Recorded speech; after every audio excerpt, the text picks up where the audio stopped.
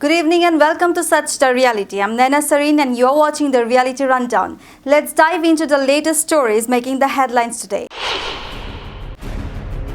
A woman was physically assaulted and then allegedly abducted from the streets of Guwahati on the night of July 25th. The incident was captured on camera. In the video, the woman was seen being hit by a woman who was part of a group, following which she was forcibly dragged into a car. After abducting the women, the group immediately fled the scene. However, the identity of the women and the abductors still remain unidentified. The reason for the assault is also unknown. Assam's achievement as one of the top 5 fastest growing states in India highlights the success of various developmental initiatives and policies implemented by the state government. Chief Minister Himanta Biswa Sharma pointed out the improvement in the state's credit-deposit ratio, which has increased from 32% to 58% as an indicator of economic progress. This significant growth is a testament to the effective governance and strategic efforts aimed at boosting Assam's economy. The inclusion of the Moidams, the burial mound of the Ahom dynasty, in the UNESCO World Heritage List is a significant recognition of the region's cultural heritage. It also marks a milestone as the first cultural property from Northeast India to receive this prestigious designation.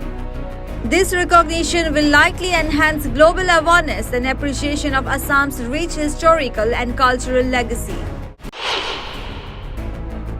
The Border Trade and Immigration Center along the India-Bangladesh boundary closed for the last 4 years since the outbreak of COVID-19, reopened formally in Assam's South Salmara district.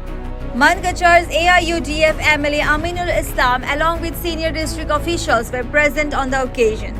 Islam said the closure of the center had led to great difficulties for students, traders, and even patients coming for medical treatment from the neighboring country to the state.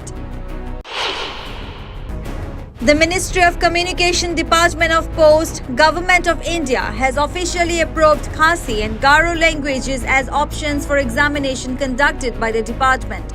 This development marks a milestone in ensuring local languages are recognized in national recruitment processes.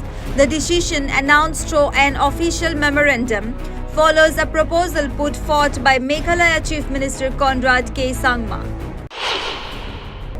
State-owned SJVN Limited said it has received a letter of intent for allotment of the 2,400 MW pumped storage project worth over rupees 13,947 crore on a nomination basis by the Mizoram government.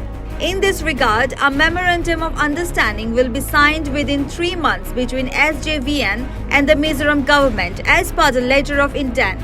The company has received the letter of intent from the Mizoram government for allotment of the Darjeeling pumped storage project through the MOU route on a nomination basis, according to a statement. Jaslal Pradhan, a legendary boxer from Sikkim and an Arjuna awardee, has been appointed as the observer for the Indian boxing team at the Paris Olympics 2024. Pradhan, a veteran of the 1984 Los Angeles Olympics, will depart from India on July 30th to oversee the team's performance in the boxing tournament. With his extensive experience and contributions to Indian boxing and also his decades of involvement in the sport, Pradhan brings a wealth of knowledge and insight that will be invaluable to the Indian boxers competing in Paris. I am honored to be given this responsibility and I'm confident that our boxers have a strong chance of winning a medal at the Paris Olympics, says Pradhan. Deputy Leader of the Congress in the Lok Sabha, Gaurav Gogoi, submitted an adjournment motion notice urging immediate action on the delay in conducting the national census. Gogoi said that the last census was conducted in 2011, and despite repeated assurances from the government, there has been an inexplicable delay in initiating the next census.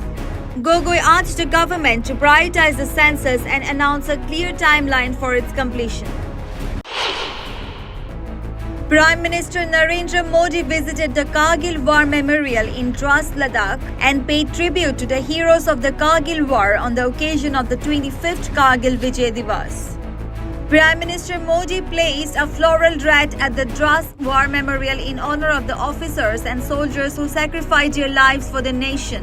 On July 26, 1999, the Indian Army declared the successful end of Operation Vijay, marking victory after the long battle in the icy terrains of Kargil, Ladakh.